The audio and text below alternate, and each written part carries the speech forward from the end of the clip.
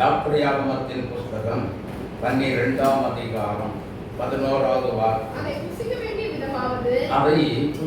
வேண்டிய விதமாவது, நீங்கள் உங்கள் அறைகளில் கச்சை கட்டிக்கொண்டும் உங்கள் கால்களில் பாதரட்சை தொடுத்துக்கொண்டும் உங்கள்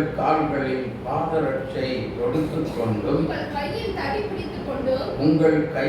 தடி பிடித்துக் கொண்டும் அதை தீவிரமாய் புசிக்க கடவீர்கள்.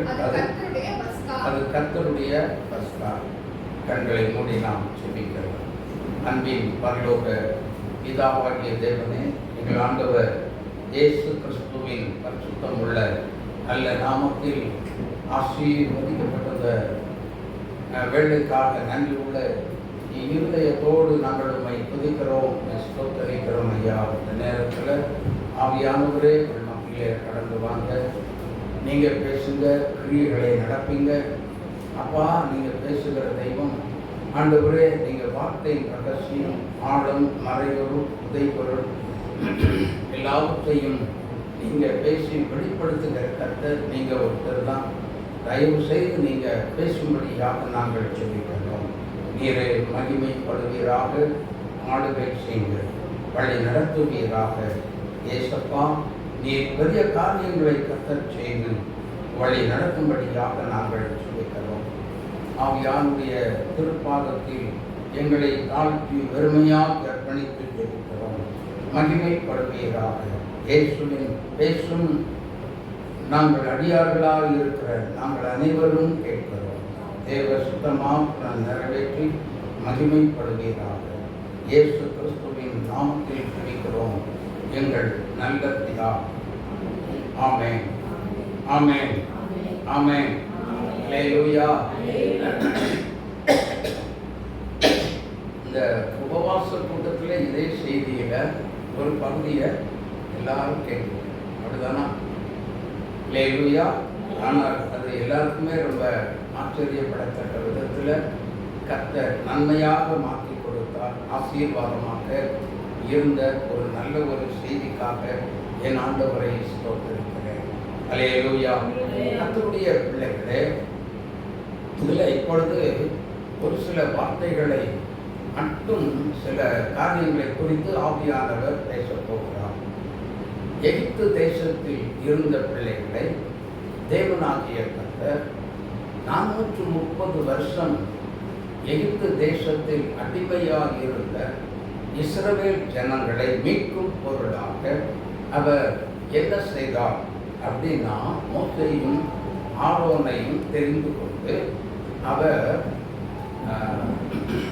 கொண்டு நீங்கள் போங்கள், எகிப்துக்கு போங்க, அங்கே என்னுடைய ஜனங்களை வழி நடத்தும்படியால் உங்களை நான் தெரிந்து கொண்டேன் என்று சொல்லி மோசேயினிடத்திலும் ஆரோனிடத்திலும் பேசுகிறார். முக்கியமாக சொல்லுகிறேன், மோசேயினிடத்தில் பலமுறை பேசுகிறார். ஆனால் மோசேயோ அதை தட்டி கழித்து கொண்டே இருக்கிறார். தட்டி கழித்தாலும் கடைசி நிமிஷத்தில் மோசே மேலே ஆண்டவருக்கு கோபம் வந்து விடுகிறது. அல்லேலூயா. ஆமாம், ஏனென்றால் பல முறை தெளிவாக கர்த்தர் பேசியும் போகாமல் இருக்கிறதுனால மோசேயின் மீது கர்த்தருக்கு கோபம் உண்டது. கோபம் உண்டு. அவர் சொல்றார், உனக்கு வாயா, நான் ஆர்வம் தர, நீ போ அப்படின்றார். அல்லேலூயா. ஆமாம். ஆனால் அடுத்தது கேட்கிறார், உன் கையில் இருக்கிறது என்ன அப்படின்னு கேட்டால் அவர் சொல்றார், கோல் அப்படின்றார், கீழே போடு அப்படின்றார். ஆமென். கீழே போட்ட உடனே அது என்ன செய்கிறது? சர்ப்பமாக மாறுகிறது. அப்போ இதையாக கண்டால் என்ன செய்வாங்க? நம்புவாங்க. சரி, அது இல்லாமல் ஆண்டவர் இன்னொரு காரியத்தை சொல்றார், உன் மடியில் உன் கையை போடு அப்படின்றார். போட்ட உடனே எடு அப்படின்னார். என்ன ஆயிடுச்சு? குஷ்டமாக போச்சு.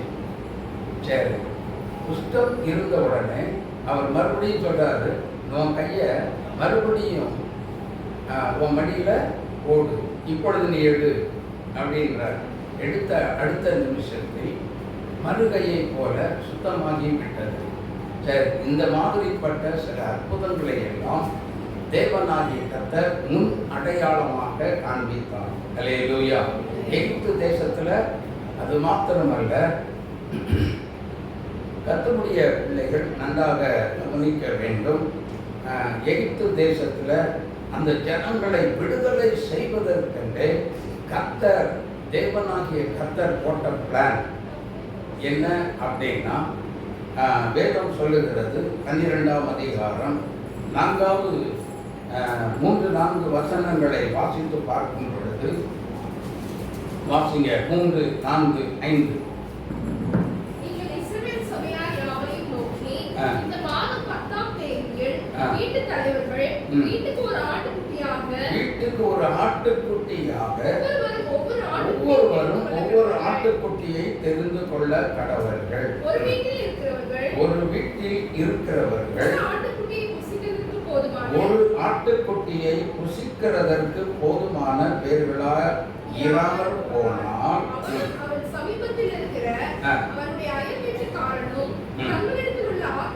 ஆத்துமாக்களின் இரக்கத்திற்கு தக்கதாக ஒரு ஆட்டுக்குட்டியை தெரிந்து கொள்ள வேண்டும். அவனவன் புசிப்புக்கு தக்கதாக இரக்கம் பார்த்து ஆட்டுக்குட்டியை தெரிந்து கொள்ள வேண்டும். பழுதற்றதும் ஆணும் ஒரு வயதுள்ளதுமாய் இருக்க வேண்டும். அல்லேலூயா. பழுதற்ற ஒரு ஆட்டுக்குட்டி. அல்லேலூயா. பழுதற்றதுன்னா என்ன? நொண்டி, காயமுற்றது, இதெல்லாம் கர்த்தருக்கு உதவாத ஒன்று. அதான் காயினை ஏன் கோபம் அடைஞ்சான் அப்படின்னா, ஆபேல் மந்தையில சிறப்பானது, நல்ல கொடு என்று கொளுத்ததுமான ஆடுகளை கொண்டு வந்து தான் என்ன செய்தான்? பலி செலுத்தினான். கர்த்தருக்கு அது பிரியமானது என்று தெரிந்துதான் அருமையான சிறப்பானதை கொண்டு வந்து பலி செலுத்த வந்தான். கொண்டு வந்து பலி செலுத்தினான். காயம் செலுத்தின அந்த பலியை கர்த்தர் என்ன செய்யலை? ஏற்றுக்கொள்ளவே இல்லை. ஆனால் ஆபேல் செலுத்தின அந்த பலியை கர்த்தர் என்ன செய்தார்? அங்கீகரித்தார் என்று வேதத்திலே வாசிக்கிறோம். தேவனுடைய பிள்ளைகளே, அதே போலதான் சிறப்பானதாக இருக்கணும்.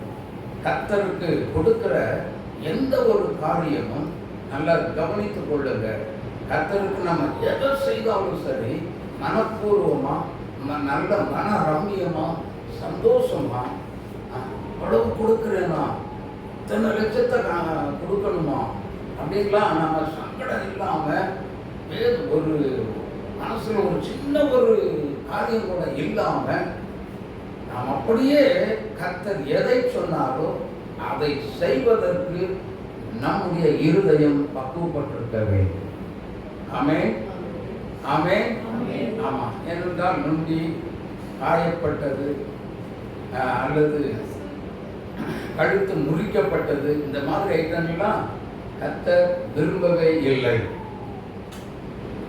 எனக்கு அன்பான கர்த்தருடைய பிள்ளைகளே, அதுவும் எப்படி 1 வயது தான் இருக்க வேண்டும் என்று சொல்லுகிறார். எனக்கு அன்பான கர்த்தருடைய பிள்ளைகளே, அப்பதான் இளம் ஆட்டுக்குட்டி, இளம் குட்டியை தான் கர்த்தர் விரும்புகிறார். எனக்கு அன்பான தேவனுடைய பிள்ளைகளே, இது என்ன செய்யப்பட வேண்டும்? அடிக்கப்பட வேண்டும். நன்றாக புரிந்து கொள்ளுங்க. இது என்ன செய்யப்பட வேண்டும்? அடிக்கப்பட்டு அவனுடைய ரத்தம் நிலைக்கால்களிலும் மேல் சட்டத்திலும் 2 வாசல்களில் 2 நிலைக்கால்களிலேயும் வாசல்களிலேயும் தெளிக்கப்பட வேண்டும். அல்லேலூயா. தெளிக்கப்பட்ட பொழுதுதான் ஆண்டவர் சொல்றாரு, இதுதான் உங்களுக்கு என்னது? நீங்க தப்பிச்சு கொடுக்கிறதற்கு அடையாளம். அல்லேலூயா.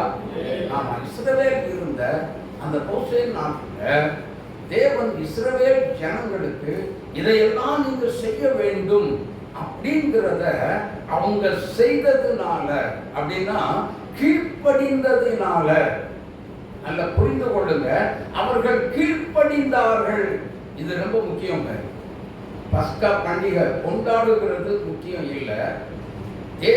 கர்த்தர் பஸ்கா பண்டிகையில எதை சொல்லுகிறாரோ அதற்கு அப்படியே நாம் என்ன செய்ய வேண்டும்? கீழ்ப்படி கீழ்ப்படியும் பொழுது, இன்னைக்கு நம்மகிட்ட கர்த்தர் சொல்லுகிற சில காரியங்களுக்கு கீழ்ப்படுகிற காரியங்கள் உண்டா இல்லையா? நாம் கீழ்ப்படிந்தால் நமக்கு ஒரு மேன்மை காத்திருக்கிறது.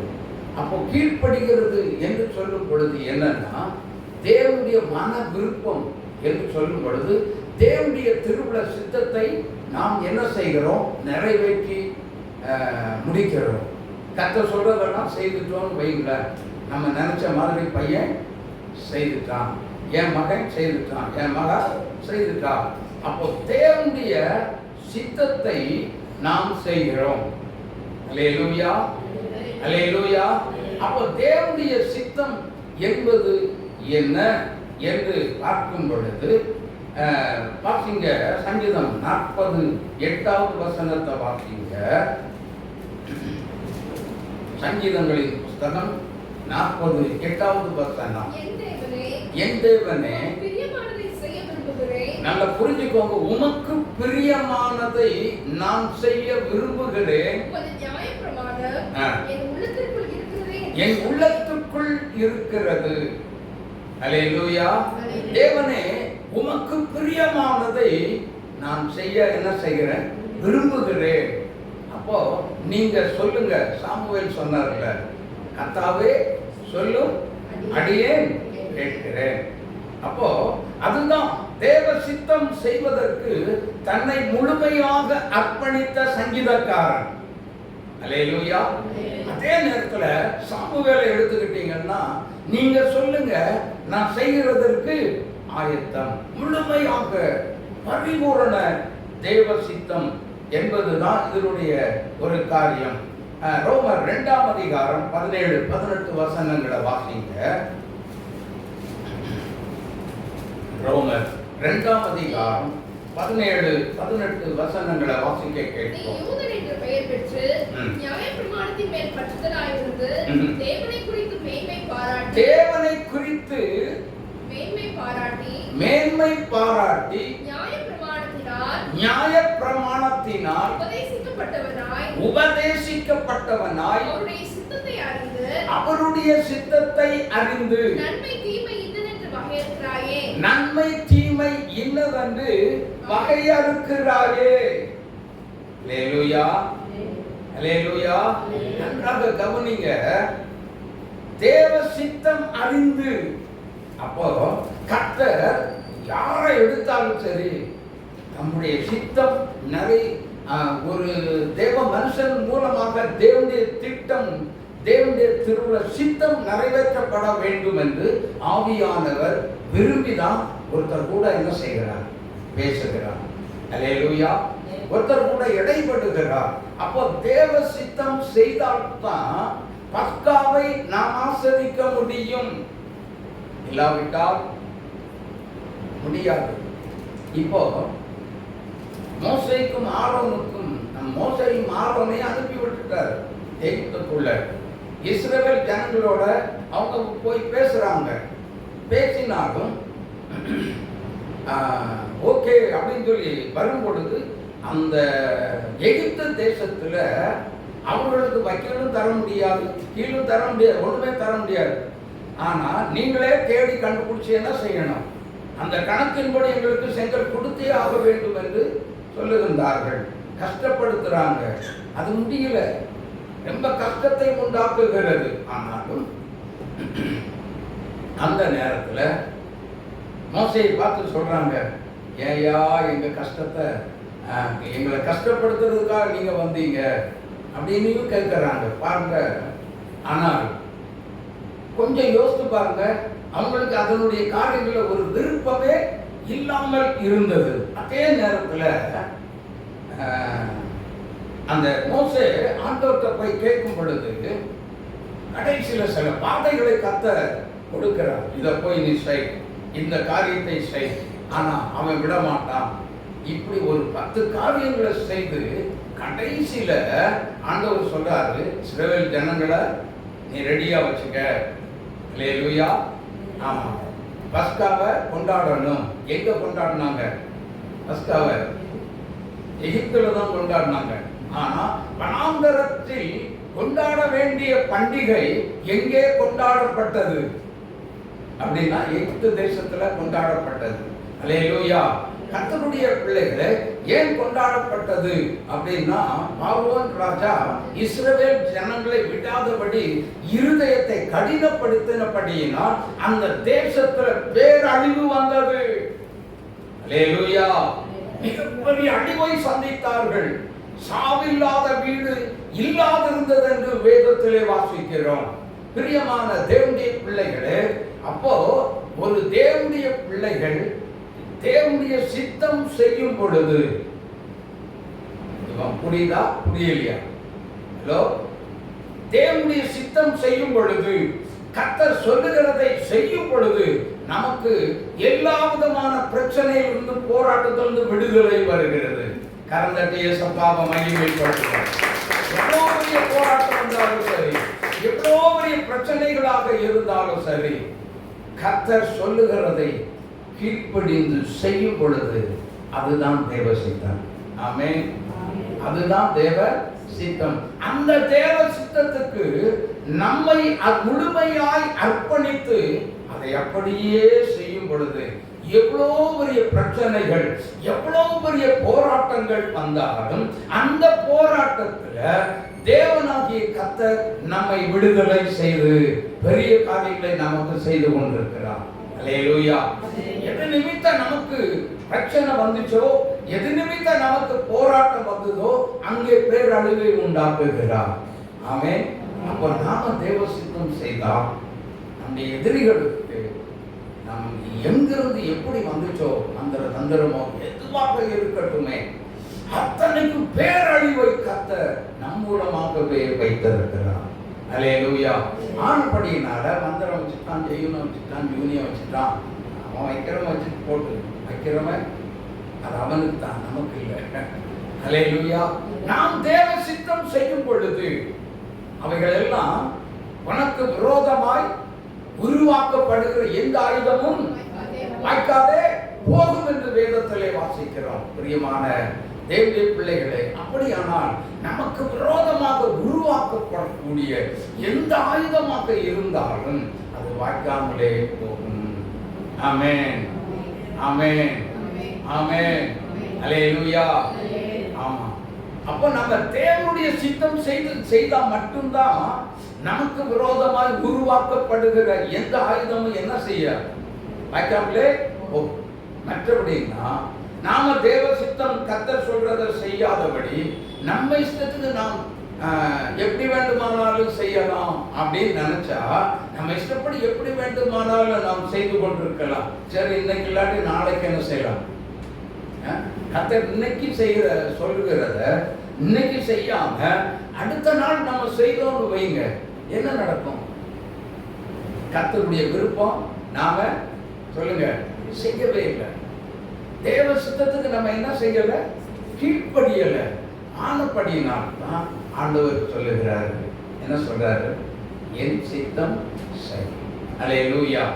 சரி, அப்படின்னா அர்த்தம் என்னன்னு பார்த்தீங்கன்னா 1 தெசலோனிக்கேயர் 5ஆம் அதிகாரம் 18வது வசனத்துல ஆண்டவர் சொல்லுகிறார்,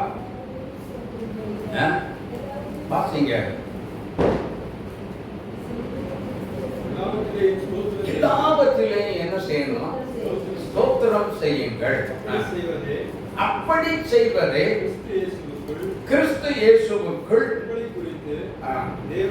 தேவனுடைய சித்தமாய் இருக்கிறது. அப்போ பஸ்கா பண்டிகை கொண்டாடுகிறவர்கள், பஸ்கா பண்டிகை கொண்டாடுகிறவருடைய வாயில என்ன இருக்கணும்? ஸ்தோத்திர பலி கட்டாயம் இருக்கணும். அல்லேலூயா. அப்போ தேவனாகிய கர்த்தர் பஸ்கா பலியை கொண்டாடுகிறவர்கள் தேவ சித்தம் செய்வதற்கு ஆயத்தமாக இருந்தால் தான் கர்த்தர் அந்த காரியங்களை என்ன செய்கிறார்? வாய்க்க பண்ணுகிறார். அல்லேலூயா. அப்போ தேவனுடைய சித்தம் நிறைவேற்றப்பட வேண்டுமே ஆனால் 2 காரியங்களை நம்ம செய்யணும். என்னன்னா 16வது வசனத்தை வாசிங்க. 1 தெசலோனிக்கேயர் 5:16-17. என்னன்னா முதலாவது சந்தோஷமா இருக்கணும், இரண்டாவது இடைவிடாமல் என்ன செய்யணும்? ஜெபிக்கணும். தேவ சித்தம் நாம் செய்ய வேண்டுமே, ஆனால் நம்முடைய இருதயம் முதல்ல சந்தோஷமா இருக்கணும். அல்லேலூயா. நமக்கு வந்த பிரச்சனைகளை பார்த்து, நமக்கு எதிர்த்து வந்த போராட்டங்களை கண்டு நாம் என்ன செய்யக்கூடாது? பயப்படவே சொல்லுங்களேன். பயந்திருந்தா எப்படி இருக்கும்? சொல்லுங்க. பயப்பட்டு கொண்டே இருந்தா, யோபு சொல்றாருல, நான் பயந்தது எனக்கு, அஞ்சினது எனக்கு வந்தது. ஆமென். அதே போல சங்கீதக்காரன் அப்படிதான் சொல்றாரு. எனக்கு அன்பான தேவனுடைய பிள்ளைகளே, அப்படியானால் நம்முடைய வாழ்க்கையில, நம்முடைய ஆவிக்குரிய வாழ்க்கையில நாம் எதை குறித்து என்ன செய்யணும்? பயம்ங்கிறது நமக்கு வர விடவே கூடாது. அந்த பயத்தை புறம்பே தள்ளுகிறது என்ன அப்படின்னா, நம்மிடத்துல உள்ள தேவ சித்தம் நிறைவேற்றி கிறிஸ்துவுக்குள் நாம் மகிழ்ச்சியாக இருக்கும் பொழுது பயத்தை புறம்பே தள்ளிவிடும். அல்லேலூயா. கரந்தட்டி இயேசுவை மகிமைப்படுத்துவோம்.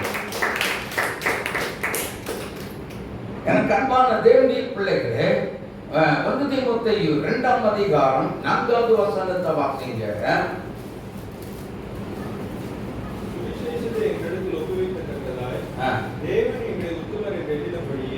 தேவன் எங்களை உத்தமர் என்று எண்ணினபடியினால் நாங்கள் மனுஷருக்கு அல்ல, எங்கள் இருதயங்களை சோதித்தருகிற தேவனுக்கே பிரியம் உண்டாக பேசுகிறோம். அல்லேலூயா. தேவனுக்கு பிரியம் உண்டாக பேசுகிறோம் என்று சொன்னால் நல்லா புரிந்து கொள்ளுங்க. தேவனுடைய சித்தம் தேவனுக்கு பிரியம் உண்டாக அப்படின்னா, தேவனுடைய சித்தம், தம்முடைய தூய சித்தத்தை நிறைவேற்றுகிறது கர்த்தருக்கு அது பிரியமான ஒன்று. அல்லேலூயா. அப்போ நாம் தேவனுடைய திருவுள சித்தம் எப்பொழுதுமே நிறைவேற்றப்பட வேண்டும் என்கிற ஒரு எண்ணத்தில், முழு சிந்தனையில் தேவ சித்தம் நிறைவேற்ற வேண்டும். என்னுடைய பேச்சில் தேவ சித்தம் நிறைவேற்ற வேண்டும். என்னுடைய செயல்பாடுகளில் தேவனுடைய சித்தம் நிறைவேற்ற வேண்டும். நான் எங்கு போனாலும் தேவ சித்தம் நிறைவேற்ற வேண்டும். இப்படித்தான் நம்ம சிந்தித்து பார்த்து தேவ சித்தத்தையே நாம் நிறைவேற்றுகிற தேவ பிள்ளைகளாய் மாற வேண்டும். அல்லேலூயா. அல்லேலூயா. தேவனுடைய திருவுள சித்தம் நிறைவேற்றப்படுமே. ஆனால் இன்னொருத்தர் வாசிங்க, 2 பேதுரு 3ஆம் அதிகாரம் 9வது வசனத்தை வாசிங்க.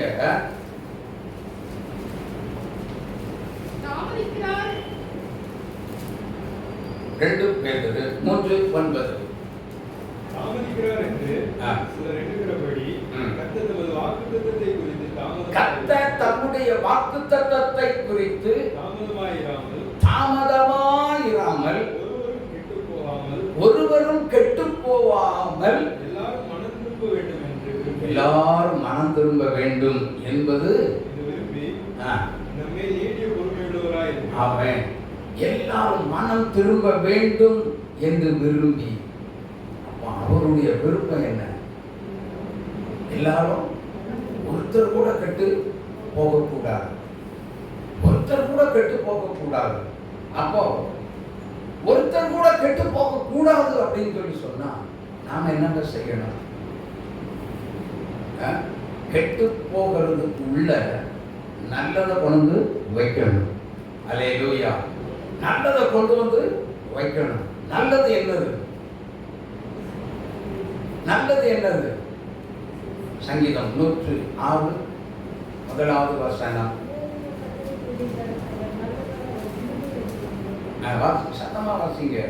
அல்லேலூயா. அல்லேலூயா. கர்த்தரை துதியுங்கள், அவர் நல்லவர். அல்லேலூயா. கரந்தட்டி இயேசுவை மகிமைப்படுத்துங்க. அவர் நல்லவர். அப்ப நல்லத நம்ம கெட்டு போறதுக்குள்ள குழந்தை வச்சோன்னு வைங்க. நல்லது என்னது?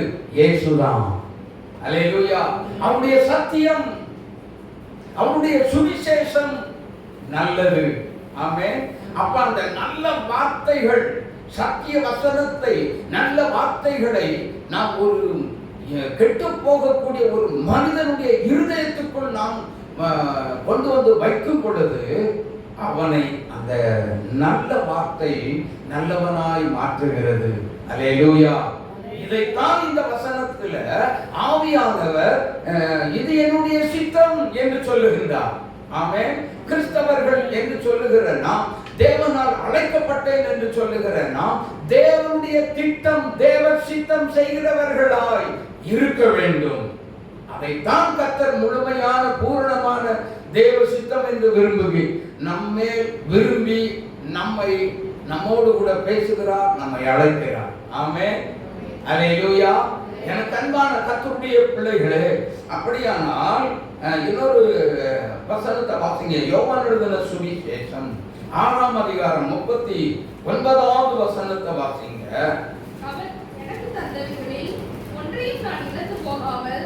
இங்க பாருங்க, எனக்கு தந்தவைகளில் ஒன்றையாகிலும் நாம் இழந்து போகாமல் கடைசி நாளில்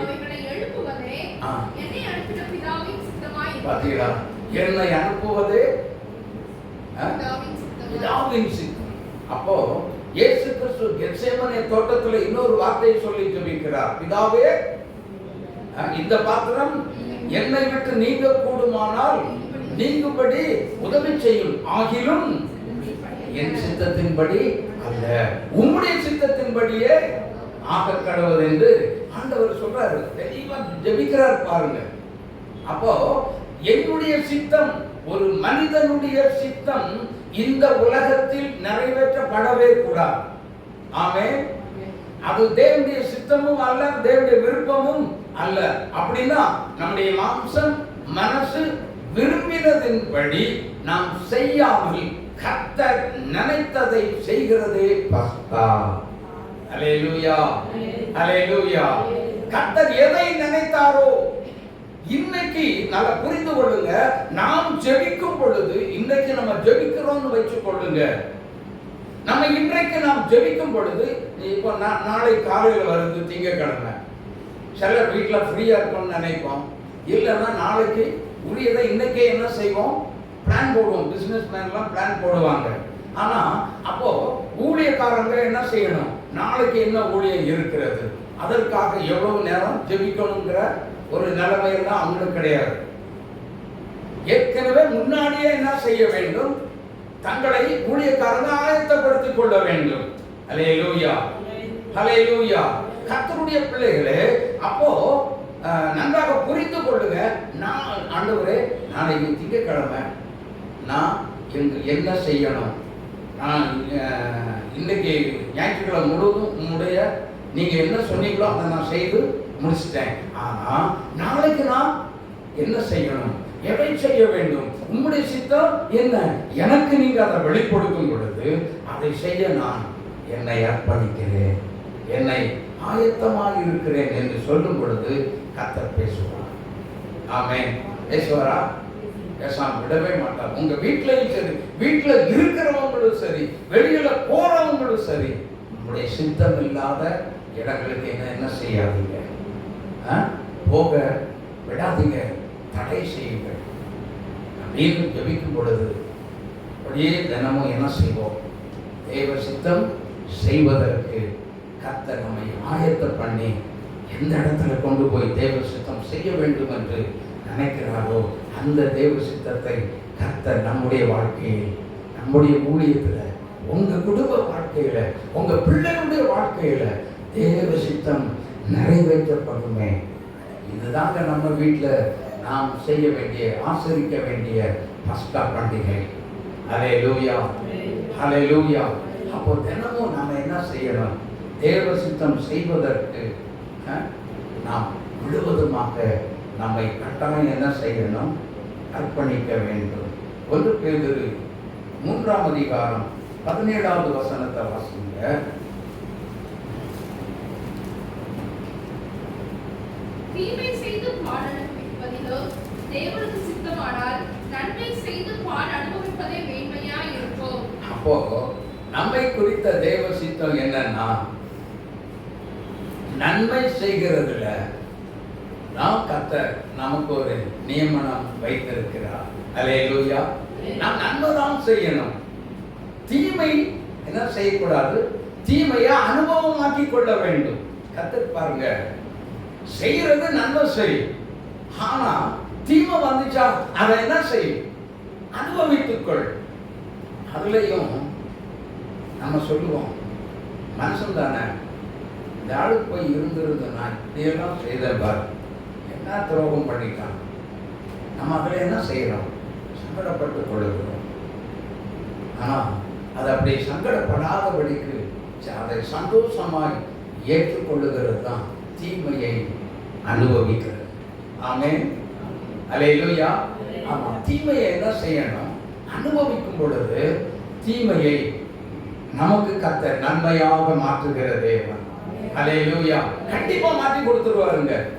அப்ப தீமையை நமக்கு நீங்க நன்மை செய்து பாடுகளை அனுபவிக்கிறதை நீங்க நன்மை நிமித்த ஒரு தீமை நமக்கு நேரிட்டது உண்மையானால் அந்த தீமைகளை சந்தோஷமாய் ஏற்றுக்கொள்கிற ஊழியக்காரனும் சரி விசுவாசிகளும் சரி சந்தோஷமாய் ஏற்றுக்கொண்டால் அதை கர்த்தர் நமக்கு நன்மையாய் மாற்றி தந்து நம்மை ஆசீர்வதித்து உயர்த்துகிற கர்த்தர். அல்லேலூயா. இப்படிப்பட்டவர்களைத்தான் பஸ்கா கொண்டாட முடியும், பஸ்கா பண்டிகை ஆசீர்வதிக்க முடியும். அல்லேலூயா. அப்போ நம்ம தேவ சித்தம், ஆண்டவரே இன்னைக்கு என்ன, என்னை குறித்து என்ன சித்தம் வச்சிருக்கீங்க, ஒவ்வொரு நாளும் என்ன செய்யணும், ஒவ்வொரு நாளும் கண்டிப்பா கேட்கணும். நம்ம இஷ்டத்துக்கு என்ன செஞ்சிடக்கூடாது, சொல்லுங்க, பேசுங்க. நம்ம இஷ்டத்துக்கு என்ன செஞ்சிடக்கூடாது, எங்கேயுமே ஓடக்கூடாது, எந்த ஒரு வேலையும் துணிந்து செய்ய போகக்கூடாது, நாமளே பிளான் போட்டு நாமளே செய்ய போகக்கூடாது. ஆண்டவரே நான் இந்த பிளான் வச்சிருக்கிறேன், உம்முடைய சித்தமா, உம்முடைய சித்தமா அப்படின்னு கேட்டா கர்த்தர் பேசுவார். எப்படி பேசுவார், இதை செய், இல்லாவிட்டா இந்த இடத்துக்கு நீ என்ன செய்ய வேண்டாம், போக வேண்டாம் அப்படின்னு பேசுவார். அல்லேலூயா, அல்லேலூயா. அப்போ போகாத இடத்துல நம்ம போகாதபடி நம்மை தடுத்து நிறுத்தினா அங்க நம்ம போகலன்னு வச்சுக்கோங்க, அந்த இடத்துல ஒரு பெரிய பிரச்சனையே நடந்திருந்திருக்கும். ஆமென், அல்லேலூயா. பிரியமான தேவனுடைய பிள்ளைகளே, கொஞ்சம் யோசித்து பாருங்க. நான் ஒரு நாள் பாகவத்துல போய் கொண்டிருந்த பொழுது ஆண்டவர் சொன்னார், ஒரு வாரமா நிறுத்து வண்டி அப்படின்னாரு. வாரமா நிறுத்து அப்படின்னு சொல்றாரு. அப்ப நானும் வாரமா நிறுத்திட்டேன். நான் சொன்னதுக்கு அப்புறம் தான் நீ என்ன செய்யணும், இந்த இடத்துல இருந்து போகணும் அப்படின்னாரு. நான் அப்படியே வெயிட் பண்ணிக்கிட்டு, ஆண்டவரே உன்னுடைய சித்தம் ஐயா, எனக்கும் வீட்டுக்கு போகிறதுக்கு லேட்டாக போயிடுச்சு, என்னை சீக்கிரமா அனுப்பி விடுங்க. சரி இனி போ அப்படின்னாரு. எனக்கு முன்னாடி ஒரு கார் ஒன்று வேகமாக போயிட்டு இருக்கு பாருங்க,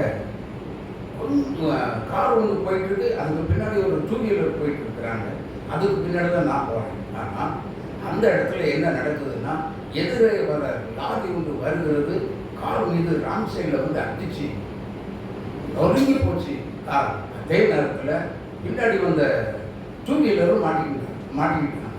அதே நேரத்தில் நான் மட்டும் அந்த இடத்துல நான் கர்த்தருடைய வார்த்தைக்கு கீழ்ப்படியாமல் போயிட்டு இருந்திருப்பேன் வைங்க, ஃபர்ஸ்ட் அடி வாங்குறது நானாக தான் இருந்திருப்பேன். அல்லேலூயா. தேவனுடைய பிள்ளைகளே, அப்போ கர்த்தர் சொல்லுகிறதற்கு நம்ம என்ன செய்யணும், அப்படியே தேவ சித்தம் செய்து அவருடைய உள்ளத்தை நாம் மகிழ்ச்சியாக்க வேண்டும். அதுதான் கர்த்தர் விரும்புகிறார். அதைத்தான் ஒவ்வொரு நாளும் ஒவ்வொரு நொடியும் கர்த்தர் விரும்பி நம்மகிட்ட கேட்கிற ஒரே ஒரு வார்த்தை அதுதாங்க. அல்லேலூயா. எனக்கு அன்பான தேவனுடைய பிள்ளைகளே, அப்படியானால் இன்னொரு வசனத்தை வாசிங்க. 1 பேதுரு 4ஆம் அதிகாரம் 19வது வசனத்தை வாசிங்க. ஆகையால் தேவனுடைய சித்தத்தின்படி பாடு அனுபவிக்கிறவர்கள், நல்லா புரிஞ்சுக்கோங்க, அதுல வர்ற பாடு அனுபவிக்கிறவங்க நன்மை செய்கிறவர்களாய் தங்கள் ஆத்துமாக்களை உண்மையுள்ள சிருஷ்டிகர்த்தாவாகிய அவருக்கு ஒப்பு கொடுக்க கடவர்கள். அல்லேலூயா. நன்மை செய்து பாடுகள் வந்தா அதான் முதல்ல சொல்லிட்டாரு, எவ்வளவு சந்தோஷமா அதை ஏற்றுக்கொள்ள முடியுமோ அவ்வளவு சந்தோஷமாய் நம்ம என்ன செய்யணும், ஏற்றுக்கொள்ள வேண்டும். அல்லேலூயா. தேவன் அதைத்தான் விரும்புறாங்க.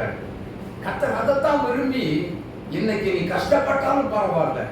அதனால தான் முதல்ல சொன்னார், தேவ சித்தம் நிறைவேற்ற வேண்டுமே ஆனால் 2 காரியம் செய்யணும் அப்படின்னு சொல்லி. முதலாவது சந்தோஷமா இருக்கணும். பாடு நமக்கு வருது, கஷ்டம், பாடுகள், துன்பங்கள், போராட்டங்கள், நெருக்கங்கள், நிந்தைகள், அவமானம் எல்லாமே வரும், எல்லாமே வரும். அதுல தேவ சித்தம் செய்கிறது தான். அல்லேலூயா. நம்ம உள்ளம் சந்தோஷமா இருந்தா தான் தேவ சித்தம் செய்ய முடியும். அல்லேலூயா. அதே நேரத்துல அந்த பாடுகளை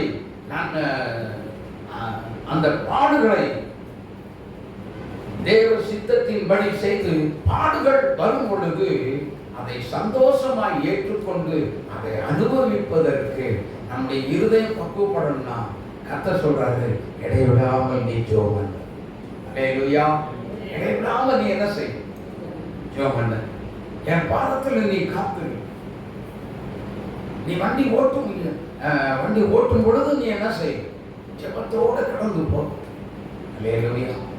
பிரியமான தேவனுடைய பிள்ளைகளே, மளிகை கடை வச்சிருக்கிறீங்க, உங்க கடை வச்சிருந்தாங்க, அந்த நேரத்தில் நீங்க என்ன செய்யணும், உங்களுக்கு கேப் கிடைக்கும் போதெல்லாம் ஜெபத்திலே கர்த்தரை துதித்து ஸ்தோத்திரம் பண்ணி ஜெபம் பண்ணிக்கொண்டே இருந்து பாருங்க. அந்த நாள் மிகுந்த ஒரு ஆசீர்வாதமாக உங்களுக்கு அமையக்கூடிய ஒரு நாளாக எனக்கு அன்பான தேவ பிள்ளைகளே யோசித்து பாருங்க. 1 யோவான் 5ஆம் அதிகாரம் 19வது வசனம். 1 யோவான் 5:19. நல்லா புரிஞ்சுக்கோங்க.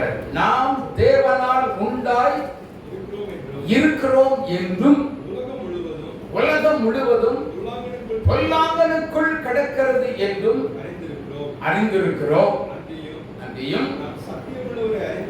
அன்றியும் நாம் சத்தியம் உள்ளவரை அறிந்து கொள்வதற்கும் தேவனுடைய குமாரன் வந்து நமக்கு புத்தியை தந்திருக்கிறார் என்றும் அறிவோம்.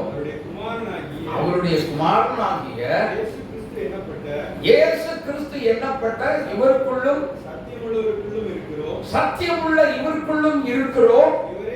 இவரே மெய்யான தேவனும். ஆமென். அல்லேலூயா. சரி, நம்ம தேவ சித்தம் செய்தா நம்ம நித்திய ஜீவன், நமக்குள்ள இருக்க நித்திய ஜீவன் என்ன ஆகும், சத்தியத்துல பலன் கொண்டு வளர்ந்து கொண்டே இருக்கும். அல்லேலூயா. தேவ சித்தம்.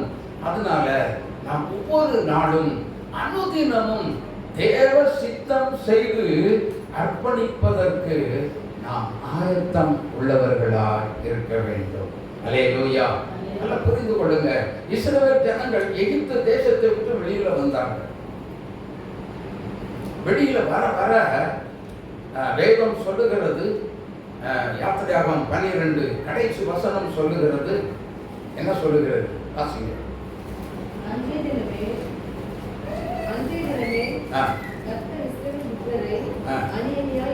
அணி அணியாய் எகிப்து தேசத்திலிருந்து புறப்பட பண்ணினான்.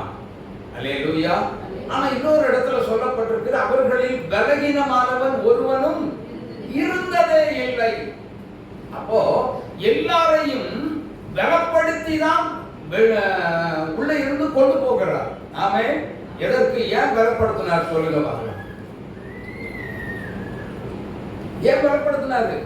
நடக்கணுமே, கானான் தேசத்தை நோக்கி நடக்கணுமே.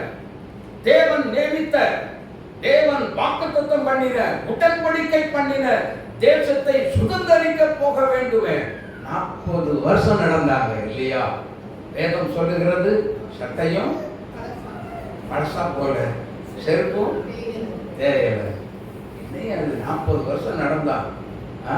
நான் இப்போ இருக்கிற செருப்பில் 4 நாள் நடக்கிறதுக்குள்ள வாரு ஒரு பக்கம், கீழே பாட்டு ஒரு பக்கம் பிச்சுட்டு போயிட்டு போகுது. ஆனா 40 வருஷம் நடந்திருக்காங்க. எப்படி நடந்தாங்களோ, நீ எப்படி வேணாலும் ஓடிக்க, செருப்பு என்ன செய்யாது? புரிஞ்சுக்கோங்க. அல்லேலூயா. இது செருப்புங்கிறது எதை குறிக்கிறது அப்படின்னா, வேதம் சொல்லுகிறது சுவிசேஷம் என்னும் பாதரட்சை. அது தேய்ந்து போகாத, சமாதானத்தை மங்காத, மாறாத, அழியாத ஒரு சமாதானத்தை கொண்டு வரக்கூடிய ஒரு செருப்பு தான் கர்த்தர் நமக்கு கொடுத்தது. அல்லேலூயா. சமாதானம். அதனால தான் சொன்னார், என்ன சொன்னார்? சீசர்கள் இயேசு கிறிஸ்து உயிர்த்தெழுந்த பிற்பாடு யூதர்களுக்கு பயந்து ரூம்குள்ள அடைஞ்சு கிடக்கிறாங்க. நாங்கள் அந்த அடைச்ச ரூம்குள்ள வந்து திடீர்னு வந்து நிற்கிறாரு. சீசர்கள்லாம் என்ன செய்யறாங்க? கலங்குறாங்க, நட்டுங்கிறாங்க. ஏன் பயப்படுறாங்க? இப்ப நம்ம நல்லா புரிஞ்சுக்கோங்களேன். திடீர்னு நம்ம கதை பூட்டி தூங்கிட்டு இருக்கிறோம், அல்லது உள்ள உட்கார்ந்து இருக்கிறோம், பேசிக்கிட்டு இருக்கிறோம். நம்ம உறவினர் ஒருத்தர் இறந்து போனார்னு வைங்க. அந்த இறந்து போன ஒருத்தர் முந்தா நாள் தான் இறந்தாருன்னு வைங்க. திடீர்னு வந்து நம்ம வீட்டுக்குள்ள வந்து நின்னா எப்படி இருக்கும் சொல்லுங்க? திடீர்னு வந்து நம்ம வீட்டுக்குள்ள வந்து நின்னா எப்படி இருக்கும்? என்ன பண்ணுவோம் சொல்லுங்க? நம்மளுடைய உணர்வுகள் தான் எப்படி இருக்கும்? பயந்து நடுங்கி திகச்சு போயிடுவோம் இல்லையா? என்ன வந்துருச்சு? பேய் வந்துருச்சு அப்படின்னு. ஹல்லேலூயா. ஆனா அதே மாதிரி தான் அவங்க யூதருக்கு பயந்த பொழுதுதான் சொல்றாரு, பயப்படாதுங்க, உங்களுக்கு சமாதானம். ஹல்லேலூயா. அவங்களுடைய இருதயம் என்ன தைரியப்பட்டதுன்னு தெரியுமா? என்ன ஆண்டவர், எங்க அப்பா, என்னுடைய எஜமா வந்திருக்கிறார் பாருங்க. தேவ சித்தம் அவன் செய்தபடினால் தான் அவங்க மத்தியில தரிசனம் கொடுத்து அவங்களுக்கு ஒரு பீஸ் மைண்ட கர்த்தர் கொடுத்தார். அல்லேலூயா. ஆனா இஸ்ரவேல் ஜனங்களோ என்ன பண்ணுனாங்க? சிவந்த சமுத்திரத்தின் ஓரத்துல போகும் பொழுது ஒரு காரியத்தை பண்ணாங்க. முன்னாடி சிவந்த சமுத்திரம், பின்னாடி பார்க்கறாங்க. யாரு? பார்வோனின் சேனையே வந்துட்டு இருக்கிறான். ஐயோ, இனி என்ன கதி அடைய போறோமா தெரியலையே அப்படின்னு சொல்லித்தான் என்ன பண்ணாங்க? மோசையை பார்த்து சொல்றாங்க, ரொம்ப முறுமுறுத்ததாகவும் ஆங்கில பதத்துல they are fighting against Moses. அப்ப சண்டை போட்டாங்க அப்படின்னு சொல்லப்பட்டிருக்கிறது. பாருங்க, சண்டை போட்டு என்ன பிரயோஜனம்? எதிரி வந்துகிட்டு இருக்கிறானே, இனி எதிரிக்கு மறுபடியும் அடிமையாக்க போகிறோமா? கர்த்தர் சொன்னார். என்ன சொன்னார்? யாத்திரையாகமம் 14ஆம் அதிகாரம் 13வது வசனத்தை வாசித்து பார்க்கும் பொழுது, இன்று கண்ட எகிப்தியனை அழகா சொல்றார் பாருங்க. அந்த 13வது வசனம் ஃபுல்லாவே எப்படி படிங்க? அப்பொழுது மோசே ஜனங்களை நோக்கி, நீ பயப்படாதுங்க, நீங்க நின்று கொண்டு இன்றைக்கு கர்த்தர் செய்யும் ரட்சிப்பை பாருங்கள். இன்றைக்கு நீங்கள் காண்கிற எகிப்தியனை இனி என்றைக்குமே காணவே மாட்டீங்க. உங்க தொழில இன்னைக்கு பிரச்சனை இருக்குதா? உங்க குடும்பத்துல போராட்டம் இருக்குதா? சத்துருவால் வந்த போராட்டங்கள் இருக்கிறதா?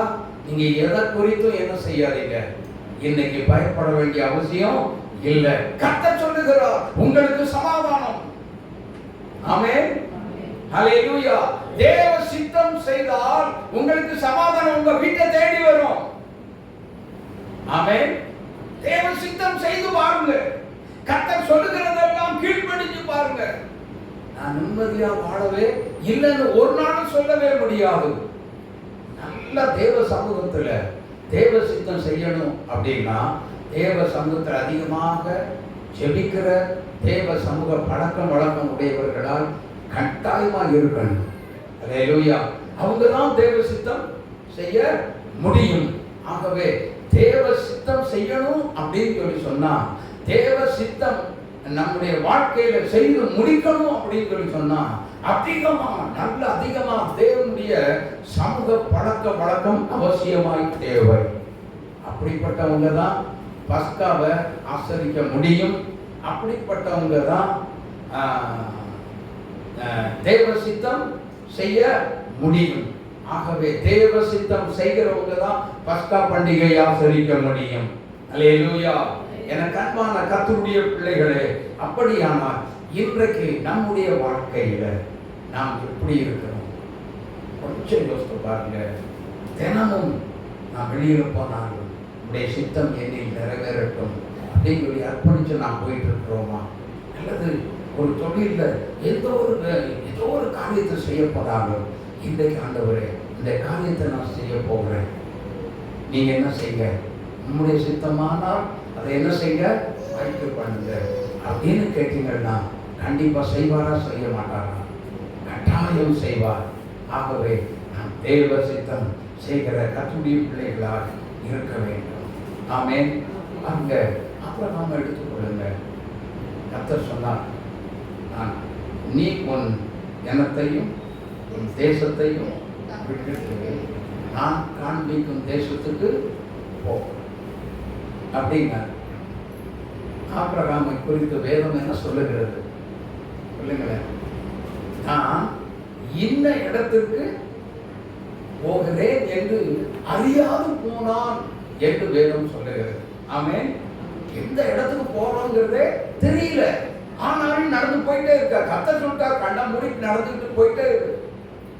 அதனால தான் இன்றைக்கு ஆபிரகாமை குறித்து நாம் என்ன செய்கிறோம்? தியானம் செய்யும்படி கர்த்தர் ஆபிரகாமை உயர்த்தி மகிமைப்படுத்தி வைத்திருக்கிறார். அல்லேலூயா. நாமும் பரிபூர்ண தேவனுடைய திருவிழா சித்தத்துக்கு ஒப்பு கொடுத்து அப்படியே ஜெபிக்கும் பொழுது இந்த உலகத்தை நம்மையும் மகிமைப்படுத்தி கர்த்தர் உயர்த்தி வைக்கிற உண்மை உள்ள தேவனாக இருக்கிறார். அல்லேலூயா. கடைசியாக ஒரு வசனத்தை வாசிங்க. ஏசாயா தீர்க்கதரிசன புஸ்தகம் 53ஆம் அதிகாரம் 10வது வசனத்தை வாசிங்க. அவரை நொறுக்கு சித்தமாக்கி அவரை பாடுகளுக்கு உட்படுத்தினார். அவருடைய ஆத்துமா தன்னை குற்றநிவாரணபலியாக ஒப்புக் கொடுக்கும்போது அவர் தமது சந்ததியை கண்டு நீடித்த நாளாய் இருப்பார். கர்த்தருக்கு சித்தமானது அவர் கையினால் வாய்க்கும். கர்த்தருக்கு சித்தமானது அவருடைய கையிலே வாய்க்கும். கர்த்தருக்கு சித்தம் இருந்தால், தேவ சித்தம் இருந்தால், தேவனுடைய சித்தத்தின்படி எல்லா காரியங்களும் நம்முடைய கையில் வந்து வாய்க்கும். தேவ பிள்ளையே, எதை குறித்து என்ன செய்ய வேண்டாம் சொல்லுங்க.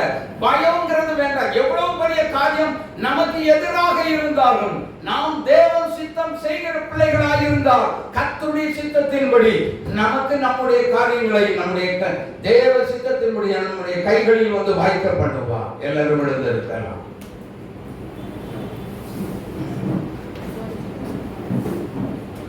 ஹalleluya, ஹalleluya. அப்ப நம்ம வியாதியா இருக்கிறது தேவ சித்தமா? நம்ம பலகீனமா இருக்கிறது தேவ சித்தமோ? இல்ல, அது தேவ சித்தம் இல்ல. ஹalleluya. நம்ம பலகீனத்தோடு இருக்கிறது தேவ சித்தமோ? வேண்டாம். இயேசுவே எனக்கு இறங்கும், உம்முடைய சித்தம் செய்ய என்னை அர்ப்பணிக்கிறேன் என்று சொல்லி ஜோமன்ல எல்லாரும் வாயை திறந்து ஆண்டவரே தேவ சித்தம் செய்ய என்னை அர்ப்பணிக்கிறேன் என்று சொல்லுங்க. ஆண்டவரோடு பேசுங்க. பேசுங்க. வாயை திறந்து சிஸ்டர் பிள்ளைகளா, வாயை திறந்து ஜோமனுங்க. இயேசுவே உம்முடைய சித்தம் செய்ய என்னை முழுவதுமாக அர்ப்பணிக்கிறேன் அப்படின்னு சொல்லி ஜோமனுங்க பார்க்கலாம். வாய்களை திறந்து இயேசுப்பா தேவனே, இதோ நான் வருகிறேன், உங்களுடைய தூய சித்தம் என்னில் நிறைவேற்றப்படும். நல்ல ஒரு தொழிலை செய்கிறவங்களாக இருந்தாலும் சரி பரவாயில்ல, அனுதினமும் தேவ சித்தம் நிறைவேற்றப்படுவதற்கு என்னை முழுமையாக அர்ப்பணிக்கிறேன் என்று சொல்லி ஜோ பண்ணுங்க. ஒரே ஒரு கவியை நம்ம பாடலாம்.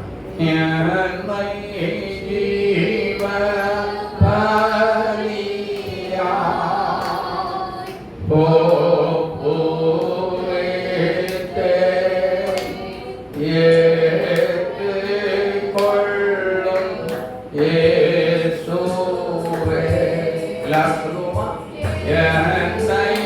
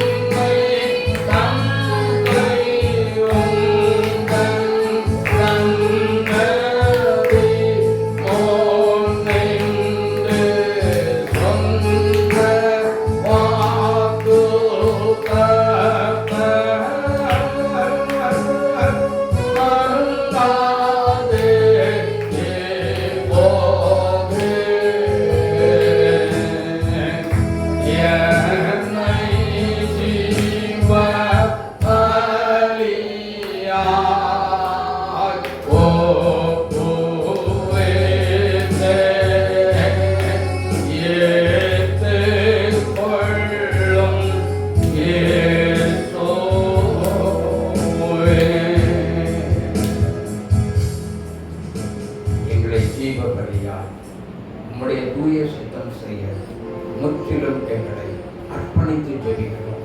எல்லாரும் சொல்லுங்க, எல்லாம் வாயை திறந்து ஏசப்பா சொல்லுங்க. ஏசப்பா, நான் சொல்லுகிற வார்த்தை சொல்லுங்க. ஏசப்பா, எங்களை முற்றிலும் உம்முடைய தூய சித்தம் செய்ய உமக்குள் நாங்கள் அர்ப்பணிக்கிறோம்.